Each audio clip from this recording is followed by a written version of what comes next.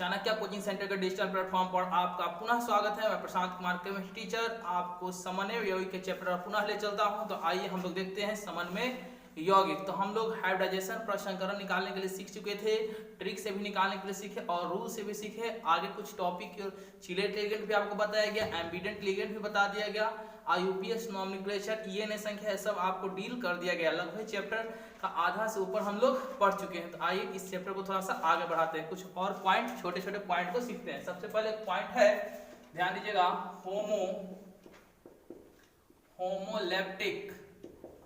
Homoleptic जटिल यौगिक क्या होता है उसको समझना है। होमोलैप्टिक जटिल यौगिक और एक होता है हेट्रोलैप्टिक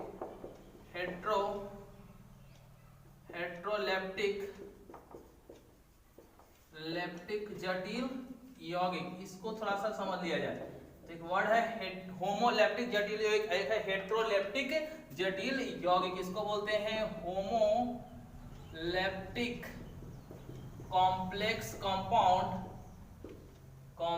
कंपाउंड और ये हो गया आपको हेट्रोलैप्टिक कॉम्प्लेक्स कंपाउंड। इसको थोड़ा समझिए क्या होता है होमोलैप्टिक कॉम्प्लेक्स कंपाउंड और हेट्रोलैप्टिक कॉम्प्लेक्स कंपाउंड। तो देख लिया जाए, वैसे कॉम्प्लेक्स कंपाउंड, वैसे जटिल यौगिक जिसमें सिर्फ वो एक ही टाइप के लिगेंड पाए जाते हैं, वैसे जटिल यौगिक आपको होमोलैप्टिक जटिल यौगिक कहलाते हैं। क्या?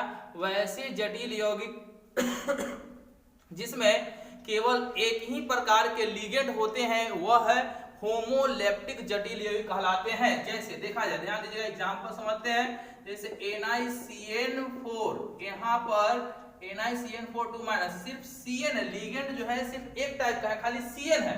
और देख सकते हैं NiCO4, यहाँ जितना भी लिगेंड है वो सब एक ही टाइप का, कोबाल्ट कार्बन मोनोऑक्साइड है, यहाँ CN है, खाली CN है, इसके अलावा कोई लिगेंड नहीं है।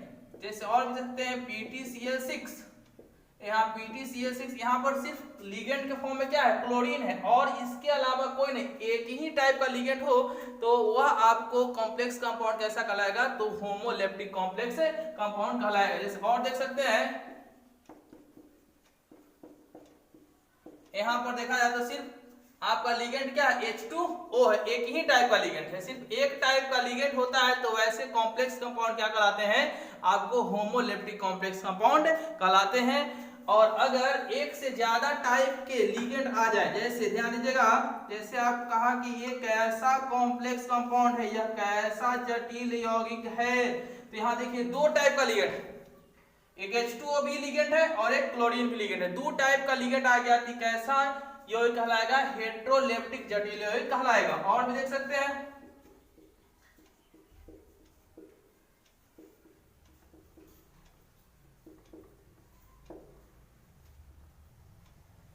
देखिए ये यहाँ पर देखिए एक से ज्यादा टाइप के लिगेंड है, यहाँ CN भी लिगेंड ही है, H2O भी लिगेंड है, क्लोरीन भी लिगेंड है। तो यहाँ एक से ज्यादा टाइप के लिगेंड है, अतः ये कैसे कॉम्प्लेक्स कंपाउंड कहलाएंगे, तो हेट्रोलैप्टिक जटिल यौगिक कहलाएंगे। ये सब हेट्रोलैप्टिक, एक से ज्यादा टाइप के लिगेंड है, क्लोरीन भी लिगेंड है, H2O भी लिगेंड है, दो टाइप का लिगेंड है, यहाँ CN लिगेंड है, H2O लिगेंड है, क्लोरीन लिगेंड, तीन टाइप का लिगेंड है। लेकिन यहाँ पर देखिए सिर्फ और लिगेंड क्या है, CN है, इसके अलावा कुछ नहीं है। यहाँ भी सिर्फ कार्बन मोनोऑक्साइड है, कार्बन मोनोऑक्साइड है, यहाँ पर सिर्फ क्लोरीन है, यहाँ पर H2 है। Only one type of ligand हो तो वैसे कॉम्प्लेक्स कंपाउंड, वैसे जटिल यौगिक होमोलैप्टिक कहलाते हैं। और एक से ज्यादा टाइप ऑफ लिगेंड अगर अवेलेबल हो कॉम्प्लेक्स कंपाउंड में तो वो आपका कॉम्प्लेक्स कंपाउंड हेट्रोलैप्टिक कॉम्प्लेक्स कंपाउंड कहलाता है। ठीक है, कोई दिक्कत नहीं है। तो एक और पहचान के देखिए, एक और देखिएगा, आप बताइए,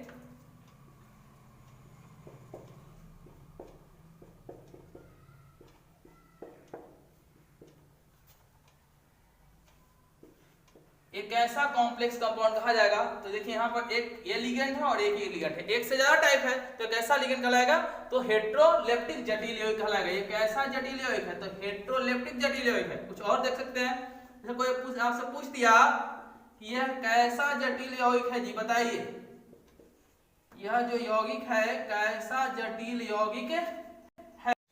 ये आप यहाँ पर H2O भी एक लिगेंड है और Br भी एक लिगेंड है, एक से ज्यादा टाइप ऑफ लिगेंड है, तो कैसा कहलाएगा कॉम्प्लेक्स कंपाउंड, तो आपका हेट्रोलेप्टिक कॉम्प्लेक्स कंपाउंड कहलाएगा। एक और देख लीजिए, ऐसे देख सकते हैं, चलिए इसके बारे में बताइए, तो कैसा ये कॉम्प्लेक्स कंपाउंड कहलाएगा, तो एक ही टाइप का लिगेंड है, यहाँ सिर्फ C2O4 है, सिर्फ C2O4 एक ही टाइप का लिगेंड है, तो कैसा कॉम्प्लेक्स कंपाउंड कहलाएगा, तो ये आपका होमोलेप्टिक जटिल यौगिक कहलाएगा। ठीक है, कोई क्लियर हो गया, कोई दिक्कत नहीं है। ठीक है, तो आगे हम लोग बढ़ते हैं, कुछ पॉइंट सीखते हैं, उसके बाद आपको हम क्रिस्टल फील्ड थ्योरी, क्रिस्टल क्षेत्र सिद्धांत सिखाएंगे। इसके लिए हमको थोड़ा सा चीज सीखना पड़ेगा, कुछ ऑर्बिटल्स के बारे में कि कौन ऑर्बिटल कैसा होता है, किस ऑर्बिटल का स्ट्रक्चर क्या होता है, उसको सीख लेते हैं। उसके बाद आपको आइए कैसे क्रिस्टल फील्ड थ्योरी सीखते हैं, जो काफी इंपॉर्टेंट है और बोर्ड के एग्जाम में पूछे जाते हैं, तो उसको देखिए हम लोग सीखते हैं। चलिए आइए ध्यान दीजिएगा, सबसे पहले कुछ पॉइंट सीखेंगे हम ऑर्बिटल्स के बारे में पढ़ेंगे। ऑर्बिटल, तो ऑर्बिटल का डेफिनेशन, सॉरी थोड़ा सा दिख नहीं रहा है, ऑर्बिटल के बारे में सीखेंगे। तो ऑर्बिटल क्या होता है उसको समझिएगा। ऑर्बिटल एटम के अंदर, परमाणु के अंदर एक ऐसा स्थान होता है जहां पर इलेक्ट्रॉन रहने की प्रायिकता सबसे अधिक होती है, मतलब इलेक्ट्रॉन रहने का चांस पूरे एटम एक गोलीय संरचना होता है, उसके अंदर कहाँ इलेक्ट्रॉन रहेगा इसका सबसे ज्यादा चांस का जहां होता है वही जगह, उस स्थान को क्या बोलते हैं, ऑर्बिटल। मतलब कि रूम ऑफ इलेक्ट्रॉन, जहां इलेक्ट्रॉन रहता है उस जगह को ही क्या बोलते हैं हम, ऑर्बिटल। ऑर्बिटल कई प्रकार के होते हैं। ऑर्बिटल का डेफिनेशन क्या आएगा कि वह 3 dimensional space around the nucleus where electron finding probability is maximum. कहता है कि किसी परमाणु के नाभिक के चारों वैसे स्थान जहां पर इलेक्ट्रॉन रहने की प्रायिकता सबसे अधिक होती है उसे हम ऑर्बिटल कहते हैं। ऑर्बिटल के कई टाइप्स होते हैं, उसको हम लोग देखते हैं, ध्यान दीजिएगा। तो ऑर्बिटल में सबसे पहले ऑर्बिटल क्या होता है, एस ऑर्बिटल। एस ऑर्बिटल, तो आपका एस ऑर्बिटल का शेप कुछ इस तरह का होता है, ये गोलीय शेप है, जस्ट लाइक फुटबॉल जैसा होता है, फुटबॉल जैसा। इसका शेप क्या कहलाएगा, गोलीय। क्वेश्चन पूछ सकता है कि एस ऑर्बिटल का आकृति कैसा होता है, तो गोलीय। उसके बाद आता है पी ऑर्बिटल। पी ऑर्बिटल का आकृति देखिए, तो पी ऑर्बिटल जो होता है उसका आकृति कुछ इस तरह का होता है। ये हो गया पी ऑर्बिटल। ये दोनों का साइज सेम होगा जी। इसको लोब बोला जाता है, इसको हम बोलते हैं लोब। ये दोनों को लोब बोला जाता है, इसको भी लोब, इसको भी लोब। दोनों का साइज क्या रहेगा, लगभग सेम होता है, लेकिन बनाने में आगे पीछे थोड़ा बड़ा छोटा हो जा रहा है। आप समझिएगा कि क्या है, दोनों का साइज सेम होता है, दोनों को लोब कहते हैं। ठीक है, यहाँ पर ही इलेक्ट्रॉन रहता है, इसके अंदर ही इलेक्ट्रॉन एग्जिस्ट करता है। यहाँ पर आप सोच सकते हैं कि चूंकि दोनों जुड़ा हुआ है तो यहाँ पर इलेक्ट्रॉन होगा नहीं, इस पोजीशन को बोला जाता है नोड। क्या बोलते हैं हम लोग, नोड। मतलब ऑर्बिटल का वह स्थान जहाँ इलेक्ट्रॉन नहीं रहता उसको क्या बोलते हैं, नोड कहते हैं। इस स्थान को हम लोग नोड बोलते हैं। ठीक है, और ये दोनों क्या बोलते हैं, लोब। अगर इस अक्ष की बात किया जाए तो इस अक्ष को axis of orbital, axis of orbital, orbital का अक्ष कहा जाता है। तो पी ऑर्बिटल, इसका नाम क्या होता है, तो डंबल, इसका नाम होता है डंबल। तो क्वेश्चन पूछ सकता है कि पी ऑर्बिटल का आकृति कैसा होता है, तो पी ऑर्बिटल का आकृति डंबल शेप होता है। पी ऑर्बिटल का आकृति कैसा होता है, तो डंबल होता है। उसके बाद पी ऑर्बिटल में कुछ टाइप्स होते हैं, पी ऑर्बिटल के टाइप ध्यान दीजिएगा। तो आइए पी ऑर्बिटल का टाइप देखते हैं। पी ऑर्बिटल 3 तरह का होता है। पी ऑर्बिटल 3 तरह का होता है। एक होता है px, एक होता है py और एक होता है pz। पी ऑर्बिटल 3 तरह का होता है, px, py और pz। अगर लोब x अक्ष पर हो, अगर लोब x अक्ष पर हो, अगर p ऑर्बिटल का लोब कहाँ हो, x अक्ष पर हो, तो इसको हम px ऑर्बिटल बोलेंगे। और अगर लोब y अक्ष पर होता है, x हो गया, ये y हो गया। अगर लोब y अक्ष पर होता है तो इस टाइप के p ऑर्बिटल को हम बोलते हैं py ऑर्बिटल। और अब अगर लोब z अक्ष पर होता है, x हो गया, y हो गया और इसको मान लेते हैं z, तो z अक्ष पर अगर लोब पाया जाता है तो इस टाइप के p ऑर्बिटल को हम क्या बोलते हैं, pz ऑर्बिटल। तो p ऑर्बिटल 3 तरह के होते हैं, px, py और pz। तीनों का एनर्जी लगभग चलिए उसके बाद आइए हम लोग पढ़ते हैं पी और डी ऑर्बिटल में इजी ऑर्बिटल। तो आइए इजी ऑर्बिटल को सीखते हैं। तो इजी ऑर्बिटल किसको बोले थे जी? जहां जिसमें लोब जो है अक्ष पर होता है उसको बोलते हैं इजी ऑर्बिटल। उसको क्या बोलते हैं? Easy orbital. लोब अक्ष पर होता है। जैसे यहाँ पर इसमें दो टाइप देखा जा सकता है। इसका दो टाइप होता है। पहला होता है, पहला जो लोब क्या हो, एक्स लोब अक्ष पर होता है। जैसे मान लिया जाए कुछ इस तरह का अगर ऑर्बिटल है, यहाँ पर देखिए सब जो लोब है अक्ष पर है, तो इस टाइप के डी ऑर्बिटल को बोला जाता है डी एक्स पर दो को है D X square dash Y square, Y पर दो को, यहाँ भी एक लोब है एक ऊपर भी लोब है, तो D X square dash Y square. अगला होता है कि जेड अक्ष है, मान लिया जाए एक लोब इस पर है और अगला लोब, इसमें चूंकि दो गो डंबल होता है तो एक डंबल वाई अक्ष पर हुआ और अगला डंबल पुनः फिर इसी पर हो जाए, अगला डंबल फिर इसी पे आ जाए तो कुछ इस तरह का हो जाएगा। इसी पर पुनः आएगा तो रख देंगे तो क्या पता लगेगा? नहीं पता लगेगा। अगर इसी पर पुनः अगर रहे तो पता ही नहीं लगेगा कि दूसरा डंबल है का। तो इसको पता लगने के लिए, इसको थोड़ा अनुभव होने के लिए इसके शेप में थोड़ा चेंज करके आपको ऐसे दिखाते हैं ताकि पता लगे कि इस पर डबल डंबल है।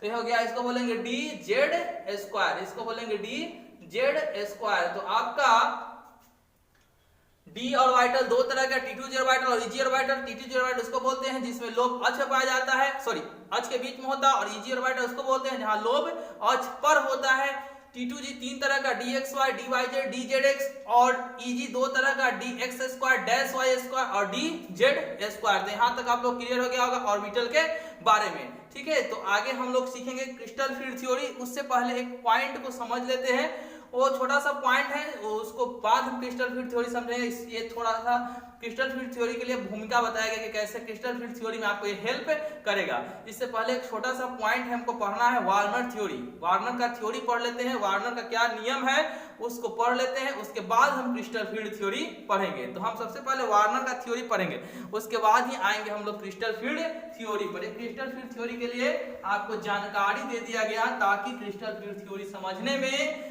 कोई दिक्कत नहीं हो। उससे पहले हमको एक वार्नर का नियम पढ़ना होगा, वार्नर थ्योरी,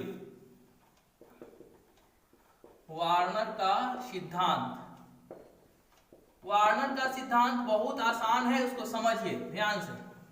वार्नर का सिद्धांत, वार्नर साहब ने क्या बोला? कॉम्प्लेक्स कंपाउंड के संदर्भ में, कॉम्प्लेक्स कंपाउंड जटिल यौगिक के बारे में वार्नर साहब ने बताया कि जटिल यौगिक का दो तरह का संयोजकता होता है। इसमें दो रूल दिए थे, वार्नर साहब ने दो रूल दिया। पहला रूल में क्या बताया? जटिल यौगिक के बारे में पहला रूल में यह बताया कि कोई भी कॉम्प्लेक्स कंपाउंड, कोई भी जटिल यौगिक का दो तरह का संयोजकता होता है। एक संयोजकता को प्राथमिक संयोजकता कहते हैं और दूसरे को द्वितीयक संयोजकता कहते हैं। फिर से सुनिएगा, वार्नर साहब ने जटिल यौगिक के बारे में दो सिद्धांत दिए। पहला सिद्धांत क्या है उसको समझिए। पहला सिद्धांत का हमें कहें वार्नर साहब कि किसी भी जटिल यौगिक का दो तरह का संयोजकता होता है।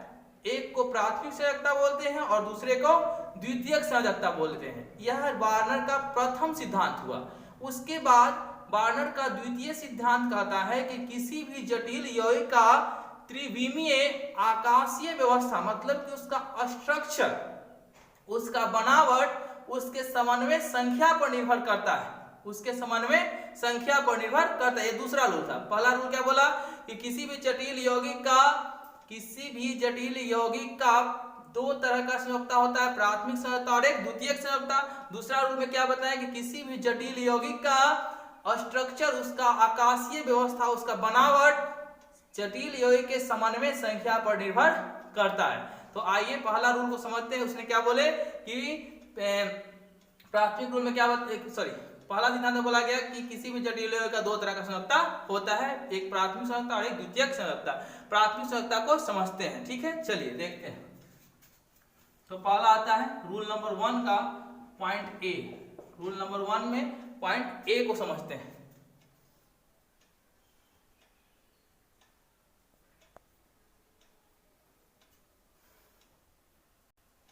देखिए तो वार्नर साहब ने क्या बताया था, प्रथम सिद्धांत उनका क्या था कि किसी भी जटिल यौगिक का दो प्रकार का संयोजकता होता है, पहला प्राथमिक संयोजकता, दूसरा द्वितीयक संयोजकता, प्राइमरी वैलेंसी और दूसरा द्वितीयक valency, secondary valency, primary valency और इसको क्या बोलेंगे सेकेंडरी वैलेंसी। हिंदी में प्राथमिक संयोजकता और इसको द्वितीयक संयोजकता कहा जाएगा। प्राथमिक संयोजकता को थोड़ा समझते हैं। प्राथमिक संयोजकता क्या होता है उसको समझते हैं।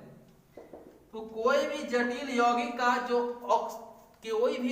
यौगिक का केंद्रीय धातु परमाणु का जो ऑक्सीकरण संख्या होता है, कोई भी जटिल यौगिक का केंद्रीय धातु परमाणु का जो ऑक्सीकरण संख्या होता है वही उस जटिल यौगिक का प्राथमिक संयोजकता कहलाता है। मतलब प्राथमिक संयोजकता जो है केंद्रीय सेंट्रल मेटल एटम, केंद्रीय धातु परमाणु के ऑक्सीकरण संख्या को कहते हैं, बोलेगा कि प्राथमिक संयोजकता क्या होता है, तो केंद्रीय धातु परमाणु, जटिल यौगिक के केंद्रीय धातु परमाणु के ऑक्सीकरण संख्या को ही हम क्या बोलते हैं, प्राथमिक संयोजकता कहते हैं। यह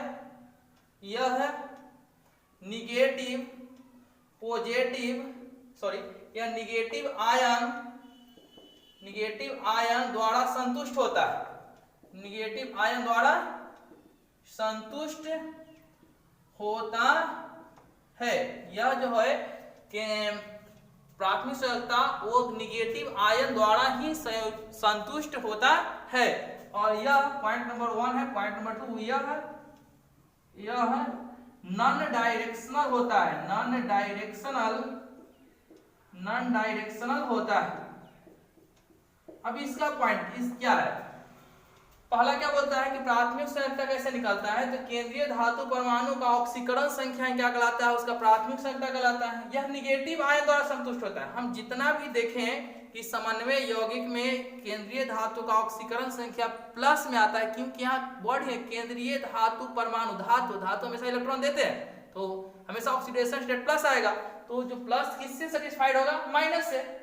तो यह कहता है कि यह माइनस आयन द्वारा संतुष्ट होता है, सेटिस्फाइड होता है। यह नॉन डायरेक्शनल होता है, मतलब यह स्ट्रक्चर डिफाइन करने में कोई ज्यादा रोल नहीं दिखाता है। किसी भी कॉम्प्लेक्स कंपाउंड का आकृति क्या होगा ये ज्यादा रोल नहीं दिखा पाता है। उसका रोल होता है समन्वय संख्या का रोल होता है भले, लेकिन ऑक्सीकरण संख्या का कोई रोल नहीं होता। आगे देखते हैं सेकेंडरी वैलेंसी। प्राथमिक संयोजकता समझ में आया। उसके बाद ऐसे क्वेश्चन पूछ सकता है कोई का प्राथमिक संयोजकता निकालिए। मान लीजिए क्वेश्चन आया कि NiCl4 यौगिक दिया हुआ है, इसका प्राथमिक संयोजकता निकालिए, का प्राथमिक संयोजकता बताएं। प्राथमिक संयोजकता बताएं। तो बहुत आसान तरीका है, इसमें ऑक्सीकरण संख्या निकाल लेना है। X Cl चार्ट है, Cl माइनस चार्ज होता है, इसके सर पे लिखा हुआ -2, तो -2 सोल्व करेंगे तब +2 आएगा।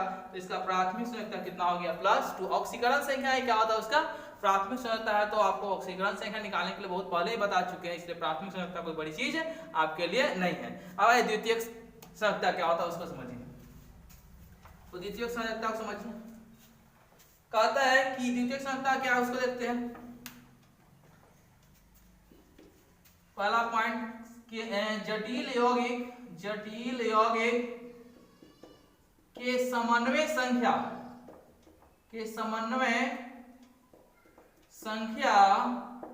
को, जटिल यौगिक का क्या निकालिए, समन्वय संख्या को ही क्या बोला जाता है, द्वितीयक संयोजकता कहा जाता है। द्वितीयक संयोजकता किसको बोलते हैं, तो जटिल यौगिक के समन्वय संख्या क्या बोलते हैं हम लोग, द्वितीयक संयोजकता कहते हैं। यह सेटिस्फाइड होता है निगेटिव, पॉजिटिव और न्यूट्रल आयन द्वारा यह संतुष्ट होता